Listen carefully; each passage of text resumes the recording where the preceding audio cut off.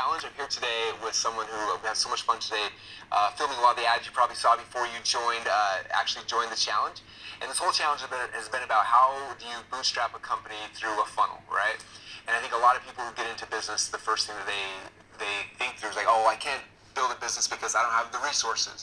Whereas we all know like building a business is all about like being resourceful. Like, well, how can you use your mind? How can you use the things you have around you, right? And that's what using funnels is all about, right? Like maybe you don't have the ability to go and spend $1 million on a huge budget, but you can build a funnel by yourself, which is exciting, and I think anybody can do it.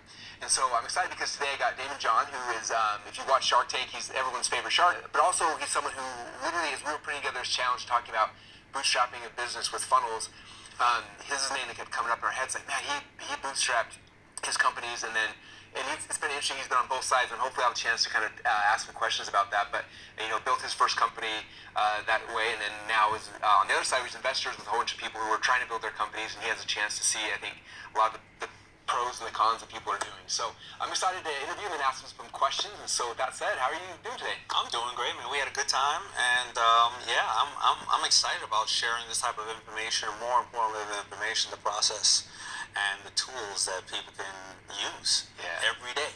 Yeah, your story's such a cool one. For those who don't know, like first time I heard your story, I told you this earlier, but you came to Boise probably 10 or 12 years ago, and before we launched ClickFunnels, I was still like in my startup phase, and came and listened to you speak. And for those who haven't ever seen Damon speak, it was so cool because you had the DJ in the back and you were playing music for ears, and it was cool. But I didn't realize how before then, like how you actually started the company. I'd love if you kind of tell some of that story, just because I don't think people realize it wasn't, someone gave you a big check with millions of dollars. You bootstrapped it from the ground up. Yeah, I bootstrapped it from the ground up. I grew up in New York. I didn't have much money, but I had a hope and dream. I loved hip hop, but I was never a designer or manufacturer. I could sew, but I could sew a straight line. But I realized that my love and passion and drive for hip hop was amazing, and hip hop was brand new. It was really just coming out, but like anything else, everybody watching us now, they have their own community of people that love and resonate with something or whatever they're doing, and that's what hip hop was. But because I didn't have money, I had to use what I call the power of broke, right? And I had to find ways to get into the hip hop world and dress people, which I love fashion. So I sewed a couple of hats, and I stood on a corner, and I sold $800 worth of hats in one day. Now, I had failed in different other ways, but every time I failed, I knew I got some information on what I shouldn't do, or what price was better, or what I didn't have better, but I kept making these, what I call affordable mistakes.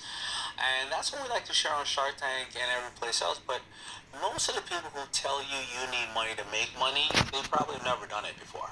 Yeah. Almost none of them have done it before. For sure. One thing I thought when I heard that story was interesting because in the internet world, I'm always looking for like trends that are happening so we can jump on it. It's interesting because you said hip hop was the trend, and there was a lot of amazing musicians who were coming out, but you weren't a musician, or maybe you were, I don't know, but you weren't out there doing that. You found this trend, and then you kind of found this angle of clothing that, I don't know, that generation, that trend, whatever you want to say, and you were able to ride this trend with your product line, right? Sure. Well, and you're right about finding trends and I think there's kind of like hot buttons, right? But I mean, we look at wrestling. I mean, that thing comes back every 10 years, right?